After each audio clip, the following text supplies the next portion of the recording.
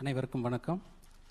கடலோர மீனவ மக்களின் வாழ்வாதார மேம்பாட்டிற்காக 98.92 கோடி ரூபாய் செலவில் முடிவுற்ற 4 பணிகளை திறந்து வைக்கும் இந்த சீரிய நிகழ்ச்சிக்கு மாண்புமிகு தமிழ்நாடு முதலமைச்சர் அவர்களை வருக வருக என துறையின் சார்பாக வரவேற்கிறேன்.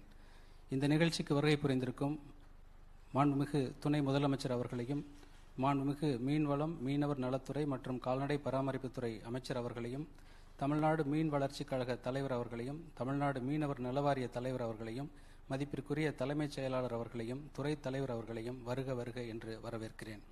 தற்போது கன்னியாகுமரி, தென்காசி மற்றும் மயிலாடுதுறை மாவட்டங்களில் முடிவுற்றுள்ள 4 உட்கட்டமைப்பு பணிகளை திறந்து வைக்குமாறு மாண்புமிகு தமிழ்நாடு முதலமைச்சர் அவர்களை கேட்டுக்கொள்கிறேன்.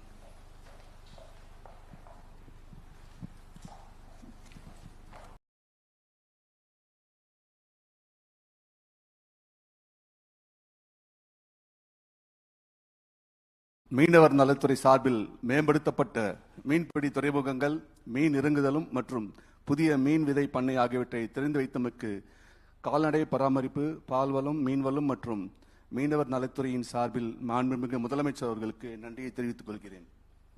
மேலும் நிகழ்ச்சியில் பங்கேற்ற மதிப்பிற்கும் மரியாதைக்கும் உரிய துணை முதலமைச்சர் அவர்களுக்கும், மாண்புமிகு மீன்வளம் மற்றும் மீனவர் நலத்துறை அமைச்சர்களுக்கும், மதிப்பிற்குரிய தலைமைச் செயலாளர் அவர்களுக்கும், தலைவர் தமிழ்நாடு மீன் வளர்ச்சி கழகம் மற்றும் தலைவர் மீனவர் நலவாரியம் மற்றும் எங்களுடைய செயலாளர் அவர்களுக்கும் நன்றியை தெரிவித்துக் கொள்கிறேன். நன்றி.